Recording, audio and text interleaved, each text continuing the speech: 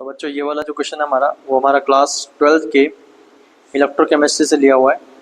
इस क्वेश्चन में हमारे पास में एक सेल रिएक्शन लिखी हुई है, उसके लिए कुछ सेल पोटेंशियल हमें दिए हुए हैं और उसको निकालने के लिए जो भी सेल पोटेंशियल की ज़रूरत होगी उसमें से सही सेल पोटेंशियल कौन सा वो हमें निकाल के यहाँ पे रखना है।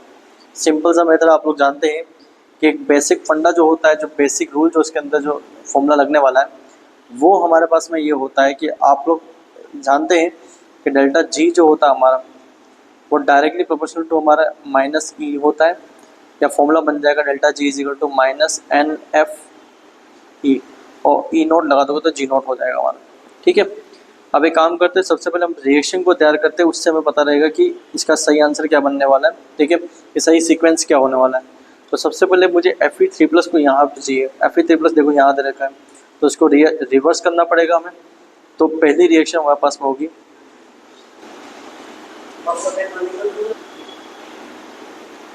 तो Fe से अगर हमारा बनेगा Fe3+ बनता है तो उसके लिए हम जो लिखने वाले हैं ये वाला फॉर्मेट जो आएगा हमारे पास में वो हमारे पास बन के आएगा, क्योंकि ये वाला हमारा रिवर्स हो जाएगा, प्लस था तो माइनस हो जाएगा, तो बनेगा माइनस का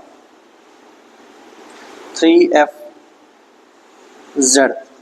ठीक है, उसी तरह से दूसरी वाली रिएक्शन, ये तो हमने पहली वाली रिएक्शन ली है, दूसरी वाली रिएक्शन में Fe2+ को टारगेट कर लेता हूँ कि Fe2+ से हमने क्या बनाया, Fe बनाया, जो कि यहाँ पे Fe2+ ही चाहिए। तो Fe2+ से हमारे पास में क्या बनेगा, Fe बनेगा। अच्छा, ये मैंने 3 कहाँ से लाया हूँ, क्योंकि इसमें इलेक्ट्रॉन हमारे पास में जो यहाँ पर जो निकले थे यहाँ पर वो 3 इलेक्ट्रॉन निकले थे। ठीक है, तो इसमें अब हमारे पास में क्या होगा कि इसमें हमारे पास में 3 इलेक्ट्रॉन, 2 इलेक्ट्रॉन क्या होंगे, ऐड होंगे। तो ये 2 और 3 यहाँ पे जो n की जगह पे काम करते हैं हमारे पास में, तो इसके लिए क्या बनेगा हमारे पास, क्योंकि देखो साइड चेंज नहीं गई ना, रिएक्टेंट साइड ही है, इसमें भी प्रोडक्ट की साइड में ही है। इस सेकंड वाले केस में तो कोई चेंज नहीं होगा हमारा, तो प्लस के रहेगा हमारा 2FY हो जाएगा। फिर बनाएंगे हम इसको, देखेंगे कि थर्ड वाला हमारे पास में क्या होगा। थर्ड वाली रिएक्शन हमारे पास में ये ले ली Ag+ से बनने वाला, तो Ag+ प्लस 1 इलेक्ट्रॉन, तो n इसका कितना हो गया, 1 आ जाएगा, उससे Ag बना, तो नेट क्या बनेगा हमारे पास में 1xF या Fx बन जाएगा। ठीक है, 1 आ रहा है इसके। अब देखो इन तीनों को हमें ऐड कर लेना है, क्योंकि इससे बनने वाली रिएक्शन जो होगी हमारे पास में, अब अगर देखोगे तो 1 इलेक्ट्रॉन, टोटल 3 इलेक्ट्रॉन से 3 इलेक्ट्रॉन गए हमारे पास में। ठीक है, Fe से Fe चला गया हमारे पास में, Fe3+, Fe2+, और ये जी हमारे पास में एग्जैक्टली सेम रिएक्शन बना रहा है। तो इन सबको आप ऐड कर लोगे, तो अगर आप ऐड करते हो यहाँ पर, तो ऐड करने पर आपके पास वैल्यू क्या आने वाली, क्योंकि F जो होगा हमारे पास में वो इनका क्या हो जाएगा, इस तरह से हो जाएगा कि F को हमें बाहर निकालना पड़ेगा, है ना, फैराडे को, क्योंकि जैसे मान लो कि ये दोनों रिएक्शन मिलकर इक्वल टू ये बन रहा है हमारे पास में, तो जो नेट बनेगा हम F को हटा देते हैं। ठीक है, तो हमारे पास में क्या आएगा, वैल्यू जो आएगी वो क्या आएगी हमारे पास में, x प्लस वाई माइनस क्या होगा, अच्छा x प्लस वाई कितना होगा हमारे पास में 2y, माइनस क्या होगा हमारे पास में 3z, ये इसका आंसर बनेगा। तो आंसर नंबर 2 इसका सही आंसर बन जाएगा।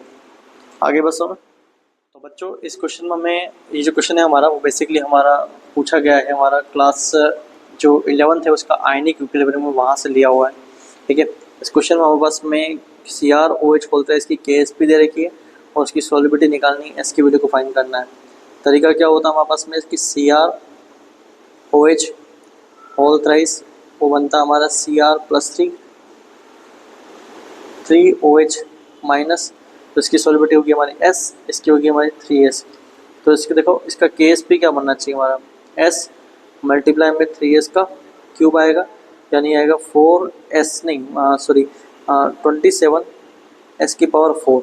तो 27S की पावर 4 किसके इक्वल है, Ksp के, और Ksp की वैल्यू क्या हमारे पास में 1.6 इंटू 10⁻⁻30, यानी हम बोल सकते हैं कि जो हमारे पास में S होगा वो क्या आएगा 1.6 इंटू 10⁻30 माइनस का 30/27, और यहाँ क्या आएगा, इट इज़ हाफ, मतलब पावर जो होती है हाफ, उस फॉर्म में आ जाएगा हमारा। ठीक है, ये इसका आंसर होगा, आंसर नंबर 20 का सही आंसर होगा। देखो बच्चों ये वाला जो क्वेश्चन हमारा, ये हमारा क्लास 11th का जो थर्मोडायनेमिक्स है उससे पूछा हुआ है। एकदम सिंपल सा जो हमारा फॉर्मूला है आप जानते हो, delta G is equal to delta H minus T delta S से क्वेश्चन पूछा हुआ है। क्या बोल रहा है कि फ्रीजिंग पॉइंट कम हो। देखो फ्रीजिंग पॉइंट के टाइम में टेम्परेचर क्या होता है हमारा, कम होता है। उस टाइम में तो प्रोसेस हमारा नॉन स्पॉन्टेनियस होगा, बट रिएक्शन जो होती है, एक रिएक्शन दे रखी जो कि हमारा एंडोथर्मिक है, जो कि फ्रीजिंग पॉइंट पे तो नॉन स्पॉन्टेनियस हो जाएगी, ठीक है। बट बॉइलिंग पॉइंट पे ये वाला जो है हमारा ये स्पॉन्टेनियस प्रोसेस हो रहा है, ठीक है। बॉइलिंग पॉइंट के लिए टेम्परेचर हमारा क्या करना पड़ेगा, ज़्यादा करना पड़ेगा। तो इनमें से कौन सा जो ऑप्शन है वो सबसे बेस्ट रहेगा, उसके लिए देखो एंडोथर्मिक बोला हुआ है, डेल्टा एच तो क्या होगा हमारा, पॉजिटिव ही होगा, ठीक है। चलो कंसिडर करते हैं हम बॉइलिंग पॉइंट पे, जब हमने टेम्परेचर बॉइलिंग पॉइंट होगा वहाँ पे एंट्रोपी भी हमारी क्या होगी, पॉजिटिव होगी। तो पॉजिटिव और नेगेटिव का प्रोडक्ट जो होगा वो हमारा अल्टीमेटली क्या बनेगा, पॉजिटिव नेगेटिव आएगा। अब इस केस में अगर टेम्परेचर आप बढ़ाओगे तो डेल्टा एच कैसा आएगा, पॉजिटिव आएगा। बट टेम्परेचर कम करने पर अगर आप देखोगे, ठीक है, टेम्परेचर बढ़ाया तो ये नेगेटिव होगा, और टेम्परेचर कम करने पर हमारा क्या हो जाएगा, ये पॉजिटिव होगा, जो कि फ्रीजिंग पॉइंट का केस दिया हुआ है, ठीक है। ये तो पॉजिटिव रहेगा, ये फ्रीजिंग पॉइंट का है, ये हमारा बॉइलिंग पॉइंट का है। तो इसके लिए हमें डेल्टा एच का होना पॉजिटिव जरूरी है, और डेल्टा एच का भी पॉजिटिव होना जरूरी है। दोनों के दोनों चीज़ें पॉजिटिव होनी चाहिए। तो इसका आंसर जो आएगा हमारा ऑप्शन नंबर सेकंड होगा। जो ये वाला जो क्वेश्चन हमारा, ये हमारा क्लास 12 के सॉल्यूशन चैप्टर से आया हुआ है, ठीक है। और फ्रीजिंग पॉइंट का जो ग्राफ होता है डायरेक्ट वहीं से सीधा एनसीईआरटी से उठा के क्वेश्चन पूछा हुआ है। अब आपको यहाँ पूछा हुआ है कि जो डिप्रेशन इन फ्रीजिंग पॉइंट का है वो सही ग्राफ कौन सा है। अब आप लोग जानते हो कि जब डिप्रेशन इन फ्रीजिंग पॉइंट जो होता है उसमें सॉल्यूशन जो होता है उसका फ्रीजिंग पॉइंट क्या होता है, डिक्रीज हो जाता है ना। और सॉल्वेंट का फ्रीजिंग पॉइंट क्या होगा, हमारा ज़्यादा होगा। और एट फ्रीजिंग पॉइंट, जब फ्रीजिंग पॉइंट होता है उस केस में सॉलिड एंड लिक्विड दोनों का ही वेपर प्रेशर क्या होता है, हमारा सेम होता है। अगर आप इसको मैच करोगे तो ये वाला ग्राफ बनेगा हमारे पास में, वो सबसे सही ग्राफ कौन सा बनेगा, हमारा फोर्थ वाला। दिख भी रहा है आपको कि सॉल्यूशन का फ्रीजिंग पॉइंट कम हो गया है, सॉल्वेंट का ज़्यादा है। ये हमारा लिक्विड सॉल्यूशन के बारे में बता रहा है, ये हमारा लिक्विड सॉल्वेंट के बारे में बता रहा है, और ये सॉल्यूशन के बारे में बता रहा है, और ये इसका डेल्टा TF होगा। बाकी किसी भी ग्राफ को दोगे तो वो इसके लिए अप्रोप्रिएट नहीं रहेगा। बच्चों ये वाला क्वेश्चन है हमारा, ये जो क्वेश्चन पूछा गया है ये हमारा क्लास 11th जो है उसके जो इक्विलिब्रियम कह सकते हैं हम चैप्टर से पूछा गया है। नॉर्मल आप इक्विलिब्रियम से ही कह सकते हो, केमिकल से आ सकता है, क्योंकि अगर आपको यहाँ पे इक्विलिब्रियम नहीं भी दिख रहा तो उससे कंफ्यूज मत हो जाइए। या एक जनरल आप समझ लीजिए मोल कंसेप्ट की तरह ही एक क्वेश्चन पूछा गया है, कोई ज़्यादा टिपिकल नहीं है। या आपने अगर केमिकल काइनेटिक्स में थोड़े से अप्रोच लगाए हो तो पता चल जाएगा आपको, ठीक है। रिएक्शन दे रखी है आपके सामने, ठीक है। और रिएक्शन का बोला हुआ है कि इनिशियली इसमें कोई भी प्रोडक्ट नहीं है, यानी स्टार्टिंग हमारी N2O5 से हो रही है। फाइनली जो प्रेशर है इसका वो हमें फाइंड करना है, और जो फाइनल टाइम है हमारा तब 50% रिएक्शन कंप्लीट हो गई। तो सोचो अगर रिएक्शन हमारी N2O5 की है, ठीक है, जो बना रहा है, हम भले इसको रिवर्सिबल लिखिए हम ना लिखे कोई ज़्यादा फर्क पड़ने वाला नहीं है। तो वो रिएक्शन में ये यहाँ पर 2NO2 बना रहा है, ठीक है ना, हाँ 2NO2 बना रहा है, 2NO2 प्लस हाफ O2 बना रहा है। इनिशियली इसका प्रेशर मान लो P है, तब ये बिल्कुल ज़ीरो था, कुछ नहीं था रिएक्शन के अंदर। थोड़ी देर बाद में इसमें से इसके P/2 प्रेशर कम हो जाता है, क्योंकि इसका 50% कंप्लीशन हो गया रिएक्शन का इस टाइम पे जाके, ठीक है। तो इसका इनिशियल प्रेशर का हाफ हो जाएगा। अगर इसका हाफ होगा तो क्योंकि इसकी स्टोइकियोमेट्री 1 है तो इसकी स्टोइकियोमेट्री 2 है, तो इसका डबल इसमें क्या होगा, प्रेशर क्रिएट होगा। और इसका हाफ, क्योंकि ये 1 है, स्टोइकियोमेट्री दिख रही है आपको, तो इसकी हाफ है, तो इस प्रेशर का भी हाफ इसमें क्रिएट होगा, यानी P/4 क्रिएट हो जाएगा। तो हमें निकालना टोटल फाइनल प्रेशर कितना है, तो टोटल फाइनल प्रेशर निकालते हैं हम तो सम होकर निकल के आता है 7/4 P आता है। और ये P ऑब्वियस सी बात है हमारा इनिशियल प्रेशर का ही 7/4 है, तो यानी कह सकते हैं ये हमारा प्रेशर 7/4 टाइम है ऑफ इनिशियल प्रेशर। जो ये वाला जो क्वेश्चन है हमारा, ये हमारा क्लास 11th के मोल कंसेप्ट के जो स्टोइकियोमेट्री एंड लिमिटिंग रिएजेंट जो होता है वहाँ से लिया हुआ है। हालांकि रिएक्शन जो है आपकी वो मेटलर्जी से उठाई गई है, ठीक है। पूछा ये गया है कि आपके पास में Fe3O4, ठीक है, उसको आपको उसकी वैल्यू गिवन है, वो कितना मास उसका गिवन है, आपके पास में CO जो है उसका मास आपके पास में गिवन है। और पूछा गया है मास ऑफ एक्स जो होगा हमारे यहाँ पे वो हो जाएगा हमारा आयरन हो जाएगा। आयरन कंसिडर किया तो ये कितना बनेगा। देखो सबसे पहले एक काम करते हैं, इनका हम क्या करते हैं, एक का क्या निकालते हैं, मोल निकालते हैं। तो यहाँ पे जो वैल्यू दे रखी है वो हमें केजी में दे रखी है, तो इसका जो मास आएगा इन ग्राम वो आएगा हमारा 10⁵ ग्राम आ जाएगा। और इसके मोलर मास से जब इसको डिवाइड करेंगे तो इसके पास में जो टोटल मोल बनेंगे वो बनेंगे 10⁴ मोल बनेंगे। ठीक है, सिमिलरली CO के साथ में भी सेम ही किया जाएगा कि यहाँ पे जो इसका मास है वो 2.8 इंटू 10⁻² kg था, उसको हम ग्राम बनाएंगे तो बनेगा हमारा 10⁵ ग्राम बन जाएगा। ठीक है, और फिर हम उसको 28 से जब डिवाइड करेंगे हम, ठीक है, जो कि इसका मोलर मास होता है CO का, तो हमारे पास में जो आंसर निकल के आएगा वो भी कितना आएगा 10⁴ मोल ही आने वाला है।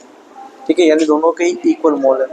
अब ध्यान रखना, कभी भी कोई रिएक्शन है, जैसे मान लीजिए A + B है और C दे रहा है, मान लीजिए इसका स्टोइकियोमेट्रिक कोफिशिएंट 1 है, इसका स्टोइकियोमेट्रिक कोफिशिएंट 2 है, जैसे इसी के लिए ले लेते हैं, है ना, इसका स्टोइकियोमेट्रिक कोफिशिएंट 1 है, इसका स्टोइकियोमेट्रिक कोफिशिएंट हमारा क्या है 4 है। तो जैसे कि Fe3O4 4CO 3Fe plus 4CO2। अब आपको जगह Fe निकालना है, क्योंकि दो रिएजेंट दिए रखे हो तब आपको फाइंड करना पड़ेगा पहले लिमिटिंग रिएजेंट कौन है ना, इन दोनों में से लिमिटिंग रिएजेंट कौन है। उसका तरीका क्या है कि जो गिवन मोल है वो लिख दो, अपॉन में उसका स्टोइकियोमेट्रिक कोफिशिएंट कर लो, तो जब जो भी वैल्यू छोटी आएगी वही आपका क्या बनेगा लिमिटिंग रिएजेंट बन जाएगा। ठीक है, तो यहाँ पे दिख रहा है कि जो वैल्यू छोटी है वो हमारे पास में CO की है, तो CO होगा हमारा लिमिटिंग रिएजेंट हो जाएगा, उसी के अकॉर्डिंग हम रिएक्शन को सोल्व करेंगे। अब ये क्या बोल रहा है कि 4 मोल CO गिव्स Fe कितना मोल 3 मोल दे रहा है। तो अगर मुझे यहाँ पे इसका 1 मोल लेना पड़ता, सोचो, तो उसके लिए मुझे Fe कितना बनाना पड़ता 4 मोल बनाना पड़ता, 4 मोल बन जाता है। और हमारे पास में यहाँ पर गिवन वैल्यू कितनी है 10⁴ मोल है, तो 10⁴ mole of CO gives Fe कितना 4/3 सॉरी एक्चुअली यहाँ पे क्या आएगा हमारे पास में 3 आएगा एंड ये हमारा क्या होगा 4 हो जाएगा। ठीक है, तो 3/4 इंटू 10⁴ मोल, ये इसका मोल में आ गया। ठीक है, अगर इसको मैं ग्राम में निकालना चाहता हूँ तो मैं इसके मोलर मास से मल्टीप्लाई करूँगा जो कि 56 है। ठीक है, तो इसके मोलर मास से जब मल्टीप्लाई करूँगा तो ये होगा हमारा क्या होगा ग्राम में होगा। अगर मुझे इसे kg में निकालना है तो मुझे इसको 10⁻³ से डिवाइड करना पड़ेगा, तो नेट जो आंसर निकल के आएगा वो मेरा आएगा 420 kg इसका आंसर आएगा। तो यहाँ पे जो x की वैल्यू जो है वो हमारे पास में कितना है 420 kg।